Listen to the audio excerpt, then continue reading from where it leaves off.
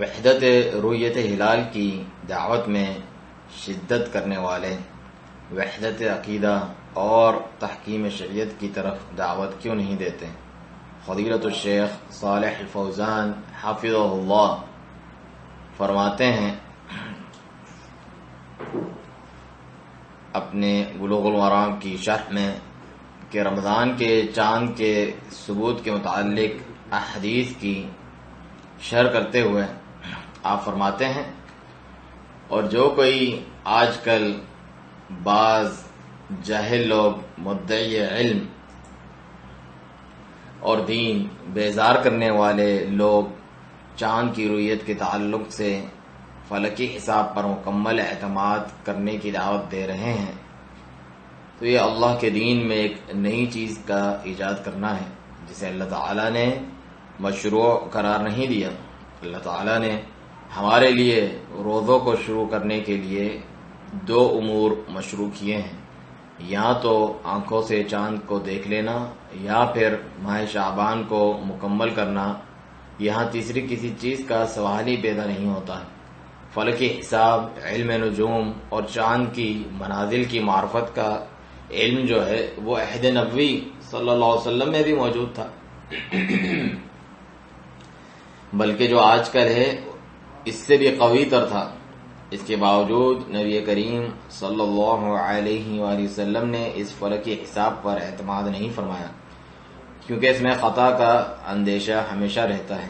فلکی حساب ایک بشری کاوش ہے جس میں غلطی کا اندیشہ بہرحال رہتا ہے، اور ماہر فلکیات حساب لگانے والا غلطی کر جاتا ہے کیونکہ وہ ایک بشر ہی ہے، ایک انسان ہے۔ مزید یہ کہ یہ فلکی حساب ایک مخفی امر ہے جسے بہت سے لوگ نہیں جانتے، جبکہ اللہ کا دین تو بہت آسان ہے الحمدللہ۔ لہذا شارع نے روزوں کو ایک واضح اور آسان بات کے ساتھ معلق کیا جسے ہر عامی، جاہل اور پڑھا لکھا ہر ایک بنا کسی مشقت کے بآسانی جان سکتا ہے۔ یا تو چاند کو دیکھ لیا جائے یا پھر شعبان کے 30 دن مکمل کر لیے جائیں۔ یہ ہر انسان جانتا ہے، برخلاف فلکی حساب کے کہ جسے ہر کوئی نہیں جانتا۔ اس پر مستزاد یہ کہ اس میں غلطی، خطا اور جلد بازی کا اندیشہ لاحق رہتا ہے۔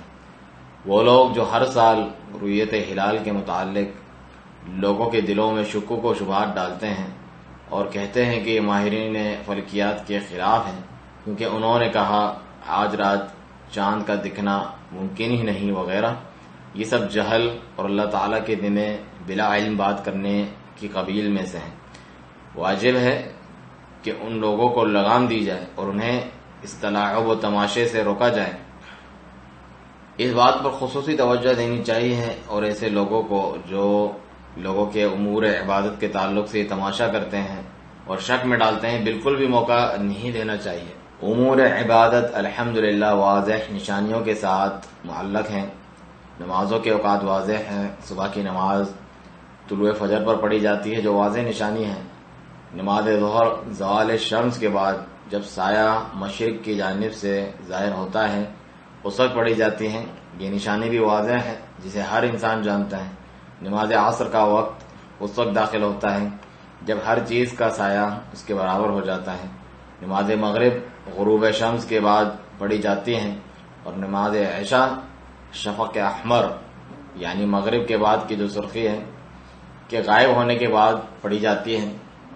یہ سب بہت واضح امور و نشانیاں ہیں۔ اسی طرح سے روزوں کا معاملہ ہے۔ روزے رؤیت ہلال پر شروع کیے جاتے ہیں اور چاند تو ایک واضح چیز ہے۔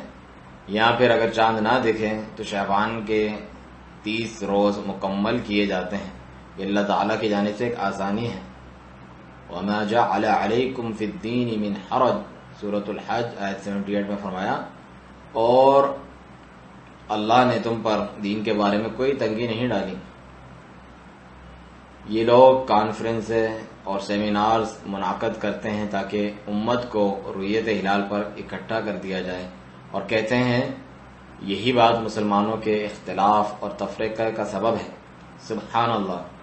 مسلمان عہد نبوی صلی اللہ علیہ وسلم سے لے کر آج تک روزے رکھتے چلے آئے ہیں، ان میں کوئی اختلاف واقع نہیں ہوا، یہاں تک کہ جب یہ مغربی لوگ وارد ہوئے۔ پھر دوسری اور اہم بات یہ ہے کہ وہ کیا چیز ہے جو مسلمانوں کو متحد کر سکتی ہے؟ کیا یہ رؤیت ہلال ہے؟ جو بات مسلمانوں کو متحد کر سکتی ہے وہ کتاب اللہ کے حکم پر عمل ہے۔ بس ان میں سے اکثر کے ہاں کہاں ہے کتاب اللہ کا حکم اور اس پر عمل؟ نہیں ہے ان کے پاس کتاب اللہ کا حکم۔ یہ لوگ کتاب اللہ کی تحکیم کی طرف کیوں نہیں بلاتے، یعنی اسے نافذ کیا جائے، اس کے مطابق فیصلے کیے جائیں تاکہ مسلمانوں میں حقیقی اتحاد قائم ہو۔ انہیں سوائے چاند کے اور کچھ نہیں ملا کہ جس پر تمام تر توجہ مرکوز رکھیں۔ یہ جہالت ہے اور دین میں وہ سختی اپنانا ہے جس کی اللہ تعالیٰ نے کوئی دلیل نازل نہیں فرمائی۔ مسلمان سوائے تصحیح عقیدہ یعنی صحیح عقیدے کے متحد نہیں ہو سکتے۔ یہ لوگ عقیدے کی تصحیح کی جانب کیوں دعوت نہیں دیتے تاکہ حقیقی وحدت المسلمین قائم ہو جائے؟ مسلمان سوائے صحیح عقیدے کے جمع نہیں ہو سکتے، عقیدہ توحید کے سوا ان کا جمع ہونا محال ہے۔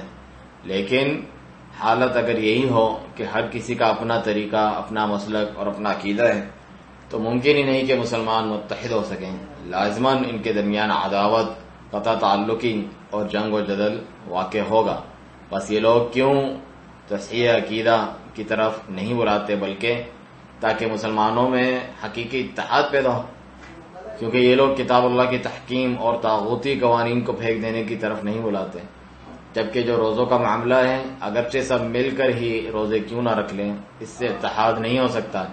پھر یہ بھی دیکھیں کہ کیوں تمام علاقوں اور ممالک والے مختلف اوقات میں نماز ادا کرتے ہیں، کیوں یہ سب پوری دنیا میں ایک ہی منٹ اور ایک ہی وقت میں نماز نہیں پڑھتے ہیں؟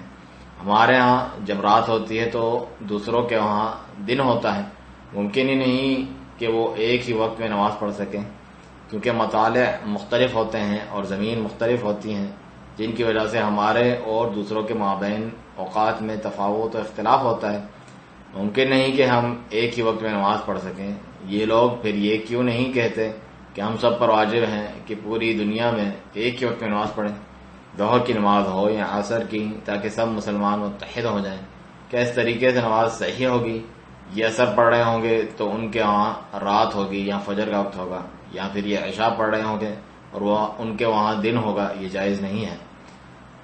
اگر نماز میں ایسا ہے تو پھر روزوں میں ایسا ہی ہے۔ یہ ایک ضروری بات ہے، یعنی نمازوں، عیدین اور روزوں میں اختلاف اوقات ایک ضروری امر ہے۔ اللہ تعالیٰ نے کائنات ایسے ہی بنائی ہے، ان کے پاس رات ہوگی تو دوسروں کے پاس دن، ان کے پاس عصر کا وقت ہوگا تو دوسروں کے پاس ظہر کا۔ الحمدللہ اللہ تعالیٰ نے مسلمانوں کے لیے دین میں کوئی تنگی نہیں رکھی، ہر کوئی اپنے جائے وقوع اور اوقات کے مطابق چلے۔ اللہ تعالیٰ نے اس تنگی و مشقت کا مسلمانوں کو حکم نہیں دیا۔ چنانچہ وہ لوگ جو کوشش کر رہے ہیں کہ رؤیت ہلال، روزے اور عید تمام مسلمانوں کی ایک ساتھ ہو، اور یہ کہنا کہ اس میں بغیر فلکی حساب کے نظم و ضبط نہیں آ سکتا، یہ سب کچھ بے وقوفی اور جہالت در جہالت ہے، اور لوگوں کو ایسی بات کا مکلف کرنا ہے جس کی اللہ تعالیٰ نے کوئی دلیل نازل نہیں فرمائی۔ پھر شیخ حافظ اللہ نے اس کے بعد ایک اہم مسئلے پر تنبیہ فرمائی، وہ یہ ہے کہ کیا کسی ایک ملک میں چاند دکھنے پر تمام مسلمان اس رؤیت کا اعتبار کر کے روزہ رکھنا شروع کر دیں گے؟ آپ نے جواب ارشاد فرمایا، اگر ان ممالک میں مطالع مختلف نہیں تو ان سب پر روزہ رکھنا واجب ہوگا، لیکن اگر ایک ملک یا خطے سے دوسرے ملک یا خطے کے مطالع مختلف ہوں، ان کے مابین طویل مسافت کے باعث، تو دوسرے خطے کے لوگوں پر روزہ رکھنا واجب نہیں جب تک کہ وہ خود چاند نہ دیکھ لیں۔ ہر قوم کی اپنی رؤیت ہوگی۔ رسول اللہ صلی اللہ علیہ وسلم نے فرمایا، صوموا لرؤیتہ وافطروا لرؤیتہ، صحیح بخاری اور مسلم کی روایت، کہ اسے یعنی چاند کو دیکھ کر روزے شروع کرو اور اسے دیکھ کر ہی عید مناؤ۔ لہذا جب مطالع مختلف ہوں تو ہر قوم کی اپنی رؤیت کا اعتبار کیا جائے گا، کیونکہ مطالع ایک خطے سے دوسرے خطے اور ایک بر اعظم سے دوسرے بر اعظم کے مختلف ہوتے ہیں۔ ایک خطے کے لوگوں پر دوسرے دور دراز کے خطے کی لوگوں کی رؤیت کی بنا پر روزے رکھنا واجب نہیں، کیونکہ ان کے مابین عظیم مسافت کے باعث ان کے مطالعے بدل جاتے ہیں۔ یہ اہل علم کا ایک قول ہے اور یہی محققین کے نزدیک راجح ہے، کیونکہ مطالعے کے علم کے ماہرین کا بھی اس بات پر اتفاق ہے کہ مختلف خطوں میں مطالعے مختلف ہوتے ہیں۔ دوسرا قول یہ ہے کہ تمام اقطار و اکناف کے مسلمانوں پر ایک ہی رویت ہلال پر روزہ رکھنا واجب ہے۔ اس مسئلے میں اہل علم کے مابین اختلاف ہے، بس یہ مسئلہ محل نظر و ترجیح ہے۔ اس میں اس ملک کے اہل علم کی جانب رجوع کیا جائے گا۔ اگر وہ ایک ہی مطالعے کو سب پر لاگو مانتے ہیں تو وہ اپنے اجتہاد کے مطابق عمل کریں، لیکن اگر اختلاف مطالعے کا اعتبار کرنے کے قائل ہیں تو یہی صحیح اور راجح ہے۔ ابن عباس رضی اللہ عنہما مدینہ نبویہ میں رہتے ہوئے اہل شام کی رویت پر عمل نہیں کرتے تھے۔ اہل شام نے جمعہ کے روز چاند دیکھا اور روزہ رکھا، جبکہ اہل مدینہ نے ہفتے کے روز چاند دیکھا اور ہفتے کے دن سے ہی روزوں کا آغاز کیا، لہذا ان کے مابین ایک دن کا تفاوت ہو گیا۔ مگر ابن عباس رضی اللہ عنہما نے فرمایا، جیسا کہ یہ روایت صحیح مسلم میں بھی موجود ہے، فرمایا انہوں نے کہ لیکن ہم تو اس وقت تک عید نہیں منائیں گے جب تک چاند نہ دیکھ لیں، اور ہم اہل شام کی رویت پر عمل نہیں کریں گے۔ یہ دلیل ہے کہ اختلاف مطالعے کے قول کو لیا جائے، کیونکہ یہی راجح قول ہے، اور یہ بات اس کے متعارض نہیں جو ہم نے شروع میں بیان کی کہ علم فلکیات کا اعتبار نہ کیا جائے، بلکہ یہاں تو معاملہ رویت ہلال یعنی آنکھوں سے چاند دیکھنے پر عمل کا ہے۔ ہم جس چیز کا رد کرتے ہیں وہ فلکی حساب پر عمل کرنا ہے، یہاں تک کہ ان کے بعض غالی لوگ والعیاذ باللہ یہ تک کہہ دیتے ہیں کہ اگر رویت اور فلکی حساب میں تعارض ہو جائے تو رویت پر عمل نہیں کیا جائے گا، یعنی احادیث رسول صلی اللہ علیہ وسلم کو ٹھکرا دیا جائے گا۔ ہمارا کلام ان پر تھا جو کہتے ہیں واجب ہے کہ حساب فلکی کے مطابق رویت کا اعتبار کیا جائے اور اس پر تمام دنیا کے مسلمان ایک ساتھ روزے رکھیں، لیکن جو یہ کہتا ہے کہ صحیح اسلامی رویت جو آنکھوں سے چاند دیکھنے کی ہوتی ہے اس کے اعتبار سے ایک علاقے کی رویت کا اعتبار کر کے تمام مسلمانوں پر روزہ رکھنا واجب ہے، تو یہ ایک اختلافی مسئلہ ہے۔ علماء کرام کے دو اقوال ہیں جو میں نے بیان کیے، چنانچہ اس مسئلے کو دوسرے کے ساتھ خلط ملط نہ کیا جائے، اور توفیق دینے والا تو اللہ تعالی ہی ہے۔